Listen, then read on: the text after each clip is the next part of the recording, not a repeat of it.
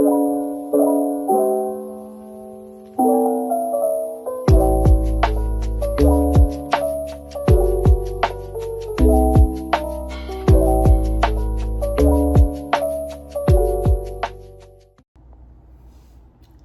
morning, you guys. Good morning, good morning, good morning. I know you haven't seen my face in a little bit.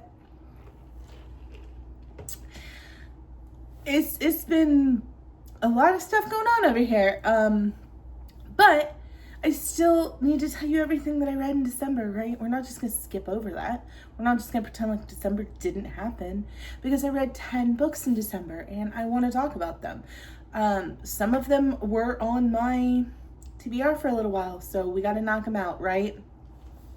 I am going to put my little graph in here, and we're going to talk about all 10 books that I read. Some of them were rereads, and January has been a very heavy reread month so far. We're going to talk about that also. So yeah, let's jump into the 10 books that I read in December.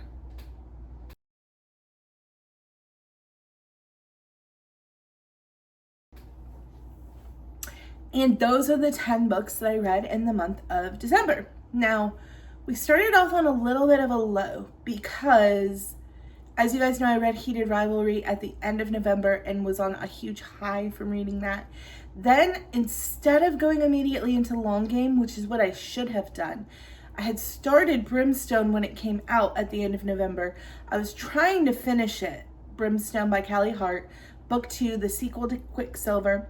And it just fell really flat for me. And I don't know if that's because I was trying to finish it in between Heated Rivalry and Long Game, which are the 2 books that tell Shane and Ilya's story that's all over the internet right now. But I was like, I've already started Brimstone. I need to pause and finish Brimstone.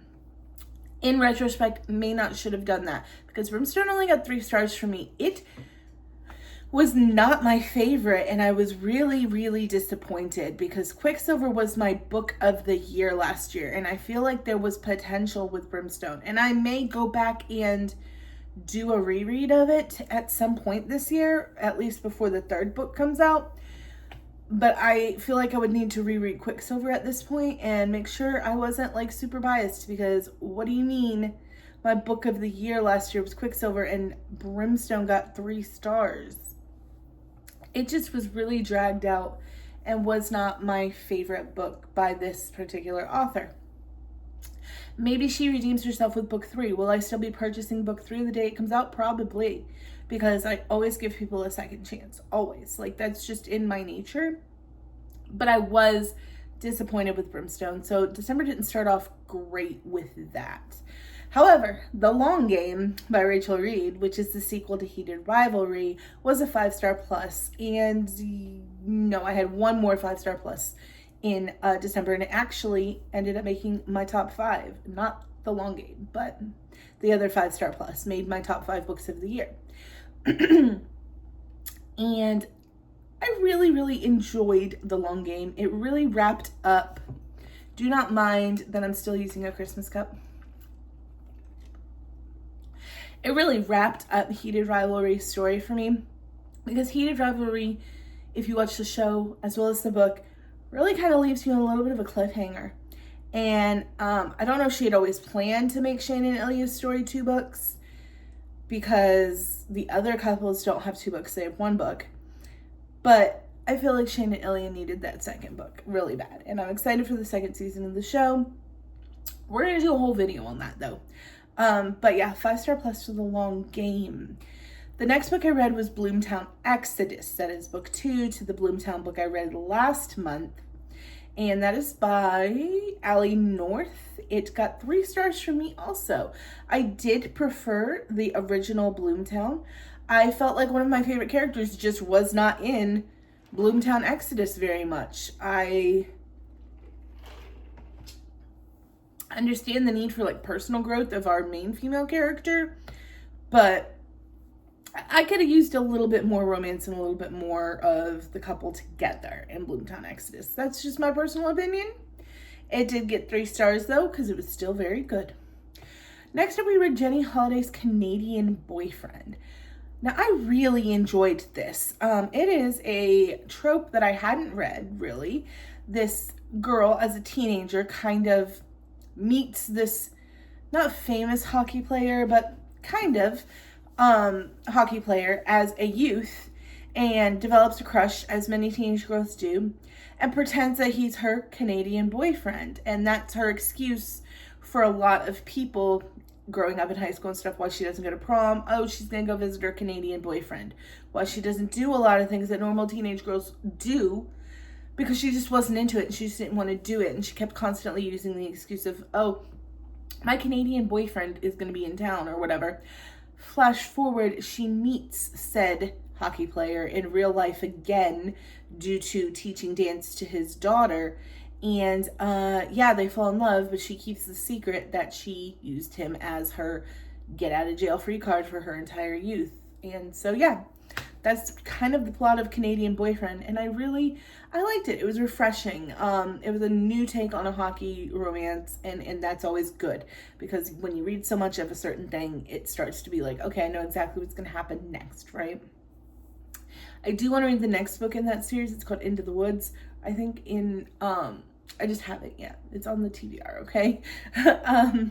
Then we have a string of like 4-star reads. Started off by Canadian Boyfriend. Then I read Game Changer by Rachel Reed, which was Kip and Scott's story, because I really enjoyed that episode in the show. So I read their book and I really liked it. However, what kept it from being 5-star plus for me is that I did the audio. Nobody warned me. The Kip voice in the audio of Game Changer is not good. Not good, my friend. He sounds like that famous like mob TikTok thing, you know, my father worked at the Palms or whatever. You know the TikTok sound I'm talking about. That's what Kip's voice sounds like in the audiobook of Game Changer. Re-record that, Rachel Reed. Please, God. Next up, I read Bound by Ellie Hazelwood. It is so cute. 4 stars also.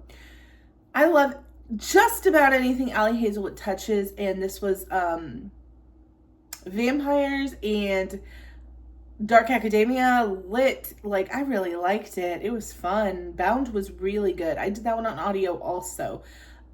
Next we read Mountain Time by India Rieste. So we got into a little bit of a cowboy thing at the end of December with the NFR going on and whatnot. So yeah, that was a 4-star read for me. I really freaking enjoyed that. It is about a girl who basically owns a ranch, and this bull rider has some downtime during the season and is helping out his mentor in shoeing horses. So he meets her. Then we read Spiral by Bal Cabra. Really enjoyed that. That was also 4 stars. I love this like figure skating hockey series that Bal Cabra has been doing. Really, really good. Thoroughly enjoyed that. Next up is my 5-star plus for the month, my other one that made my top 5 of the year, and that is Fake Skating by Lynn Painter. Love me a Lynn Painter YA novel. It was my only YA representation on the top 5 of the year. I talk a good bit about it in my top 5 of the year video, so if you want to watch that, you can. So cute, so good. Highly recommend if you're a Lynn Painter fan. Pull the plug on Fake Skating. It's adorable. Then got back on my cowboy bullshit with my best friend Melissa and read Heartless by Elsie Silver. It was a reread for me. It's been years since I've read the Chestnut Springs series, and I'm slowly here in January working my way through them. I've got a lot of rereads going on in January because I'm rereading the Chestnut Springs series with my friend Melissa. I'm also rereading Way of Kings with another group of friends who've never read. Some of them have never read it before. Some of them, like me, this is their 2nd or 3rd time rereading it. So good. I'm also reading Will of the Many. But I don't know. That one's not going so well for me, but I need to pick it back up. I need to give it an actual shot and not just DNF it this early.